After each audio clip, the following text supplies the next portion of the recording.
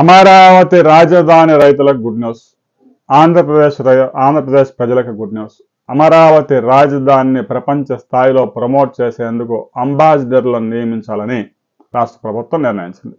ఏమిటి ఈ అంబాసిడర్స్, ఏమిటి రాయబారుల వ్యవహారాన్ని మనం ఒకసారి పరిశీలించినట్టయితే, అమరావతి కొత్తగా ఏర్పడుతున్న రాజధాని కాబట్టి దేశ విదేశాల్లో అమరావతి రాజధాని గురించి ప్రచారం చేయడం, కాన్ఫరెన్స్లు ఏర్పాటు చేయడం, ఊరికే ప్రచారం చేసి ఊకదంపుడు ఉపన్యాసాలు ఇవ్వకుండా పెట్టుబడిదారులను తీసుకొచ్చి అమరావతి చుట్టుపక్కల ఆంధ్రప్రదేశ్లో పెట్టుబడులు పెట్టడానికి ఉన్న అవకాశాల గురించి వివరించి పెట్టుబడిదారులతో పాటు పెట్టుబడులు పెట్టించి ఉద్యోగాలు ఇచ్చే ఏర్పాట్లు చేయబోతా ఉన్నారు.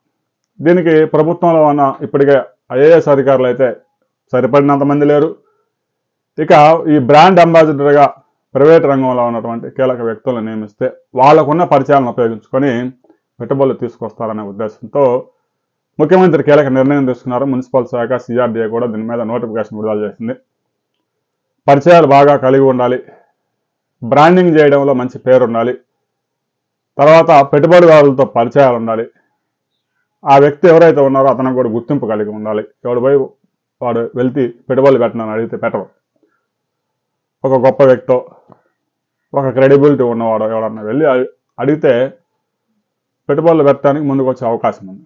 ప్రతిదానికి ముఖ్యమంత్రి చంద్రబాబు నాయుడు, మంత్రి నారా లోకేష్ దేశ విదేశాలు తిరిగి గడప తిరిగి తీసుకురావడం అంటే సాధ్యం కాదు కాబట్టి అమరావతి రాజధానికి రాబోయే కొద్ది రోజుల్లోనే అంబాసిడర్స్ని నియమించబోతా ఉన్నారు. వారికి ఉండాల్సిన లక్షణాలు, క్వాలిఫికేషన్స్ ఏంటి అనేది ఇప్పటికే పత్రికల్లో కూలంకుషంగా వచ్చింది. రాబోయే కొద్ది రోజుల్లో నియామకాలు కూడా పూర్తి చేస్తారు. ఎవరిని నియమిస్తారు, ఎంతమంది నియమిస్తారు అనే దాని మీద మరిన్ని వివరాలు వచ్చిన తర్వాత మరో వీడియోలో తెలుసుకుందాం. వీడియో నచ్చితే లైక్ చేయండి, షేర్ చేయండి, సబ్స్క్రైబ్ చేసుకోండి.